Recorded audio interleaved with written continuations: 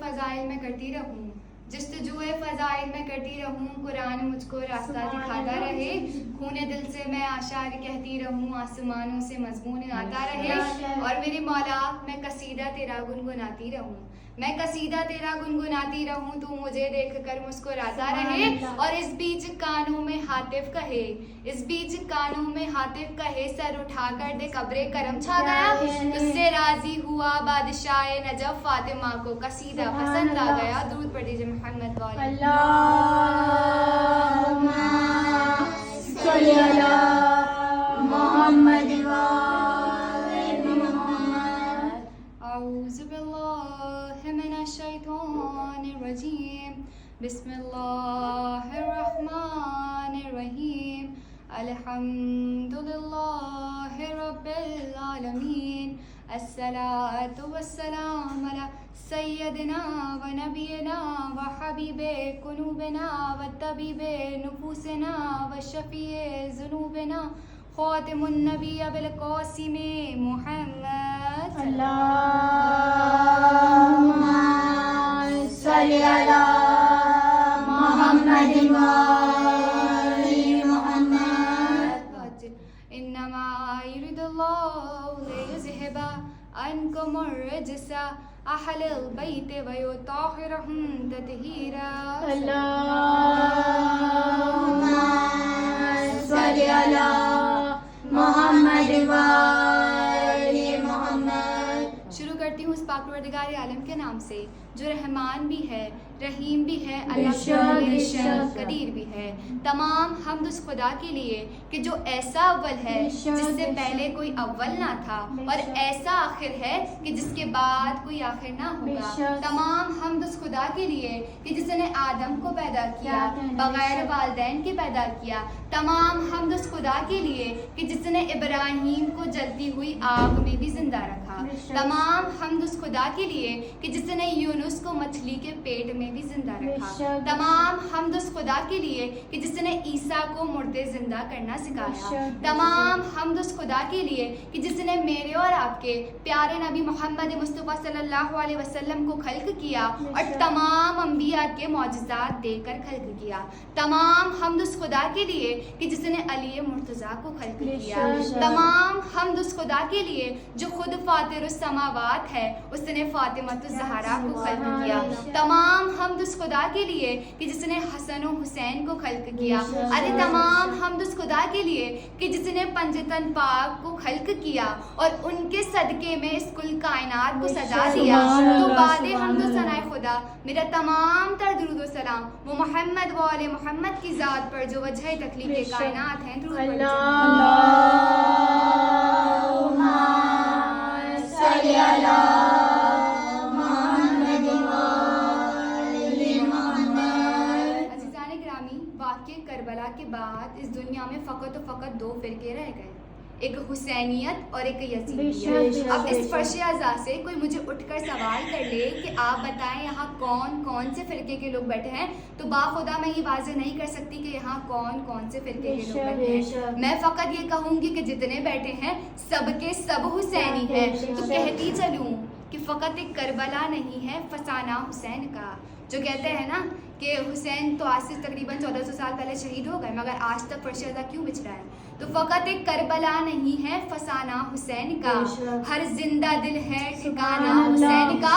وہ شاہ ہے بادشاہ ہے شہنشاہ ہے دین کا، وہ شاہ ہے بادشاہ ہے شہنشاہ ہے دین کا، جو ختم نہ ہو سکے وہ ہے زمانہ حسین کا۔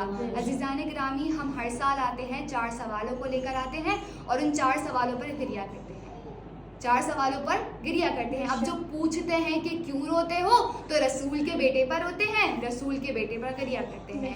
اب جب بھی کسی کا قتل ہوتا ہے تو دماغ میں 4 سوال آتے ہیں کہ قتل کس کا ہوا، قاتل کون تھا، وجہ قتل کیا ہے اور مقتول کا وارث کون ہے۔ تو قتل کس کا ہوا؟ رسول کے بیٹے کا قتل ہوا۔ قاتل کون تھا؟ یزید لعنتی قاتل تھا۔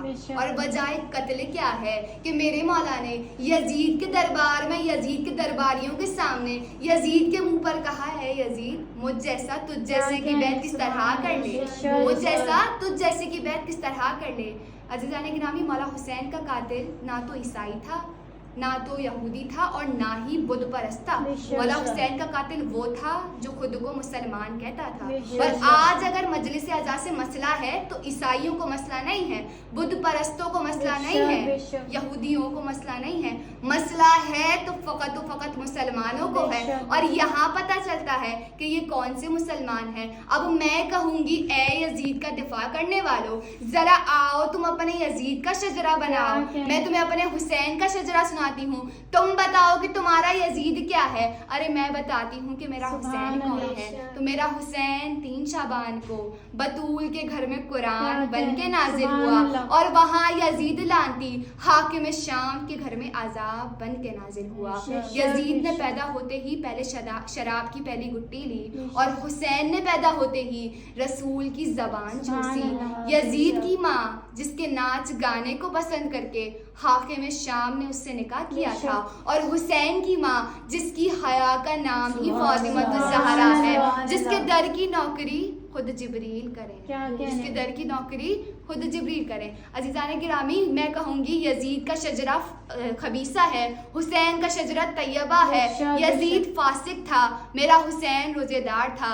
यजीद फाजिर था, मेरा हुसैन नमाजी था। और तारीख गवाह है, 26 रजब को वलीद के दरबार में वलीद के मुंह पर मेरे मौला ने कहा, ए वलीद, मुझ जैसा तुझ जैसे की बैत किस तरह कर ले। अरे ना मेरे बाबे जैसे तेरा बाबा, ना मेरी माँ जैसी तेरी माँ, ना तेरी मेरी दादी जैसी तेरी दादी, ना तुझ जैसा मैं, ना मुझ जैसा तू। भला मुझ जैसा तुझ जैसे की बैत किस तरह कर ले। अरे तू लाखों लेकर आ, मैं 72 लेकर आऊंगा और दुनिया को कहलवाने पे मजबूर कर दूंगा कि यजीद मुर्दाबाद था, हुसैन जिंदाबाद है। दुरूद पढ़ी जमा। अल्लाहुम्मा सल्ली अला मुहम्मद व आलि मुहम्मद। अज़ीज़ान गिरामी, फिर वो वक्त भी आया कि जब हुसैन 72 लेकर गए, यजीद लाखों लेकर आया। और वहाँ मौला कह रहे हैं कि मैं 72 लेकर गया, मगर 72 लेकर जाना कोई मजबूरी नहीं थी। 72 से इसलिए लेकर गया ताकि दुनिया को बतला सकूं कि अकलियत हक पर हो तो जीत मुकद्दर बन जाती है। मौला फरमाते हैं कि वो लाखों लेकर आया था, मैं 72 लेकर गया। उन लाखों के पास जागीरों के वादे, धर्म और दीनार के वादे, अरे खजानों के मुंह खुले हुए थे। और यहाँ जो 72 मौजूद है वो फकत हुसैन की मोहब्बत में साथ है। वो मिन्नतें कर करके बुला रहा है, यहाँ से दिए बुझा बुझा के उठाया जा रहा है। वहाँ कोई रुकने को तैयार नहीं है, अरे यहाँ से कोई जाने को तैयार नहीं है। उन 72 में से हर कोई ये सोच रहा है कि कल पहले मैं मरने जाऊंगा, कल मेरा खून दीने हक के काम आएगा।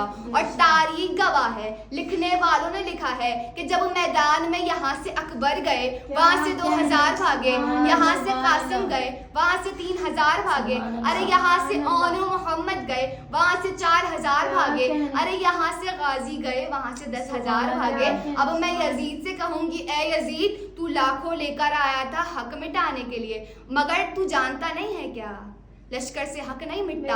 ए यजीद, तू लाखों लेकर आया था, मेरे मौला 72 लेकर गए, तेरे लाखों में से भी हजारों भागे, अरे यहाँ 72 में से भी एक ना भागा। अजीजान गिरामी, मेरे मौला हुसैन ने अब यजीद को मुखातिब होकर कहा कि ए यजीद, तू लाखों लेकर आया था हक मिटाने के लिए, मगर तू जानता नहीं है क्या लश्कर से हक नहीं मिटता।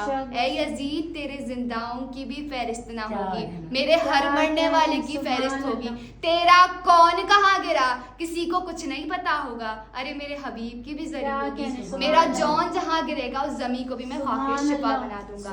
अजीज़ान गिरामी, मिंबर से पढ़ा जाता है कि हुसैन इब्ने अली लाखों के मुकाबले में आए, मगर करबला के मैदान में तलवार से नहीं टकराई थी, फिक्र से टकराई थी, नजरियात से टकराए थे। और हुसैन इब्ने अली ने करबला के मैदान में वाज़ह कर दिया कि जिस्म के मर जाने से फिक्र नहीं मरती, जिस्म के मर जाने से नजरियात नहीं मरते।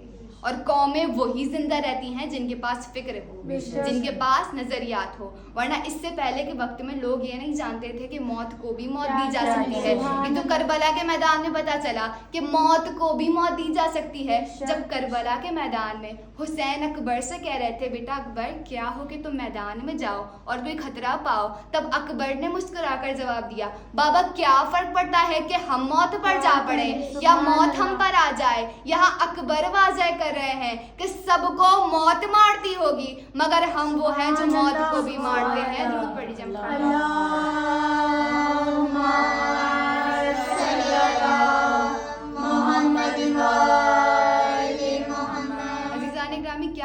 وجاہت بیان کروں میرے مولا کی.